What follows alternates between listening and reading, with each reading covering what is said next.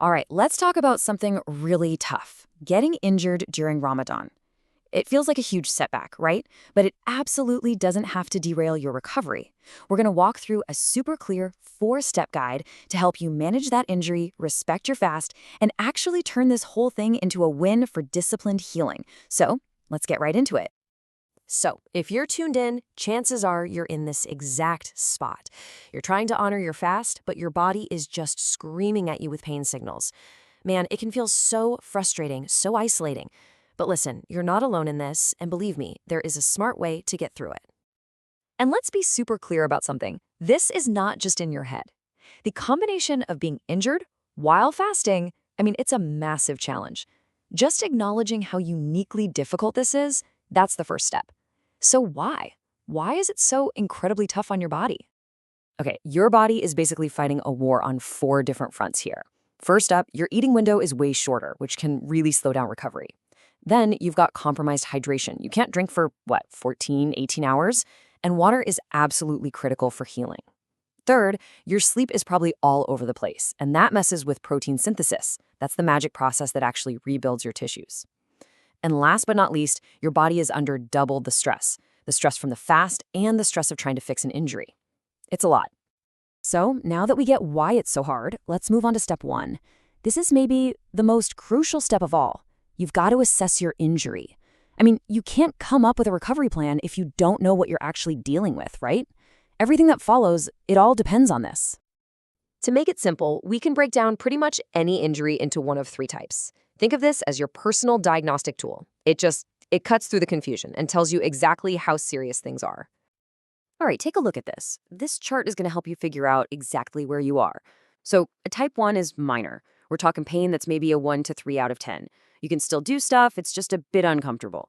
Now type 2 is moderate, a step up. Pain is in that 4 to 6 range. You're definitely limited in what you can do, and you'll probably see some swelling. And then there's type 3, a grave injury. You can't mistake this one. The pain is a 7 or higher. It's pretty much impossible to use that part of your body, and you've got major swelling or bruising. So be honest with yourself, right now. Which one are you? Okay, so once you've figured out your injury type, it's time for step 2, your immediate action plan. This isn't about tomorrow or next week. This is what you need to do right now to stop making things worse and start the healing process.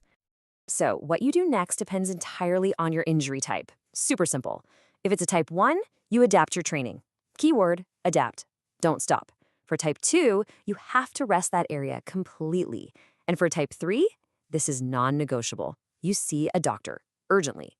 That's it. There is no other option. Let's dig into that a little more. For that minor type 1 injury, you're just going to dial back your intensity, say by 30 to 50%, and swap out any exercise that hurts for something that doesn't. The most important thing is to keep moving. But for type 2 and 3 injuries, it's the complete opposite. You have to stop the exercise that's causing pain, period. And for those really bad ones, all training stops. Rest isn't a suggestion here. It is mandatory if you want to heal. All right, so we've stopped the bleeding, so to speak. Now it's time to rebuild.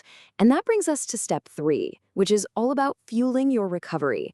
We're going to talk about how to use that limited eating window to give your body the powerful building blocks it desperately needs to heal itself. So when you're injured and fasting, what are your nutritional non-negotiables? What are the things you absolutely have to get right? Because it's not just about eating healthy. We're talking about specific, measurable targets that can literally speed up your recovery. Okay, number 1 non-negotiable, protein. You need to bump up your intake to at least 2.5 grams for every kilogram of your body weight. Now, why so much? Well, think of it this way. Protein gives you the amino acids that are the literal bricks and mortar for repairing everything. Muscles, tendons, ligaments. You're basically supplying your body's construction crew with the materials it needs to get the job done.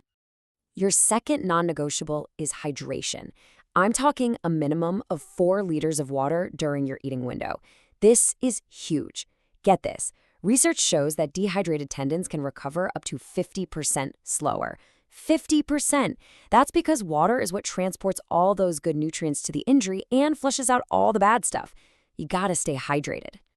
Now, on top of protein and water, you can really supercharge your recovery with some natural anti-inflammatories. Think of this as your healing toolkit. You're going to want to get in 3 to 4 grams of omega-3s and about 1,000 milligrams of turmeric. Make sure it has black pepper in it so you can absorb it. Also, 15 to 20 grams of collagen with some vitamin C is fantastic for your connective tissues. And don't forget about real food. Things like fresh ginger and dark berries like cherries and blueberries are amazing for calming down that inflammation. And listen, what you don't eat is just as important as what you do eat. You have to avoid foods that cause inflammation. I'm talking about refined sugars, sodas, all that ultra-processed junk. These foods are actively working against you. They create more inflammation and can slow down your healing by as much as 30%. Don't sabotage your own recovery. So, you've rested, you've fueled your body, and you're starting to feel better. Awesome. But now comes the final step. And honestly, this is often the hardest one. It's the smart return to training, because how you get back into it is every bit as important as how you rested. Patience here is everything. You know, the biggest mistake people make is they feel a little better and they jump right back in at 100%, and boom, they get re-injured. We're not going to do that. Instead, we're going to follow this 4-week plan.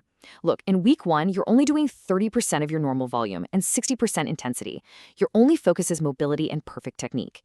Then in week 2, you bump it up to 50% volume, 70% intensity. Week 3, 70% volume, 80% intensity. See how we're gradually building? By week 4, you're at 90% and getting ready for that full return. You have to ease back into it.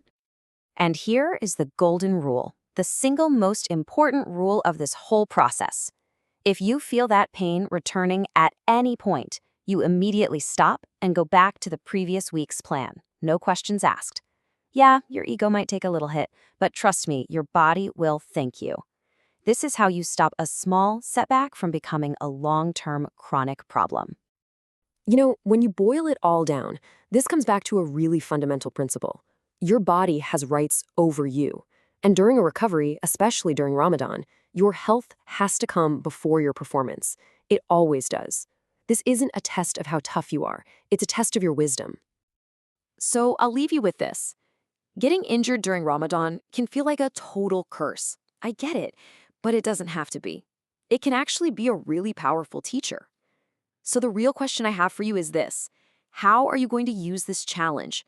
Not just to heal your body, but to learn a deeper discipline and to finally start listening to what your body has been trying to tell you all along.